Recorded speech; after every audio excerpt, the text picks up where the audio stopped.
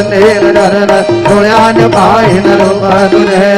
मे अलिंगनानंद मूल त्वमेव मालिन मनेव नाम त्वमेव माता पिता त्वमेव त्वमेव बन्धुर्सखा त्वमेव त्वमेव विद्या द्रविणं त्वमेव त्वमेव सर्वं मम देवदेव कायेन वाचा मनसेन्द्रियर्वा बुद्ध्यात्मा वा प्रकृतिस्वभाव करोमि यज्ञं सकलपरस्मै नारायणायति समर्पयामि अच्युतं केशवं रामनारायणं कृष्णदामोदरं वासुदेवं हरे श्रीधरं माधवं गोपिकावल्लभं जानकी नायकं रामचन्द्रं पदे हरे राम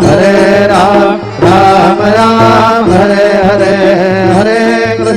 हरे कृष्ण कृष्ण कृष्ण हरे हरे श्री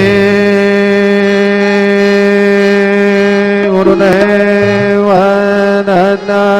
अनंता तुला ते कसे रे नमावे अनंता तुला ते कसे रे नमावे अनंत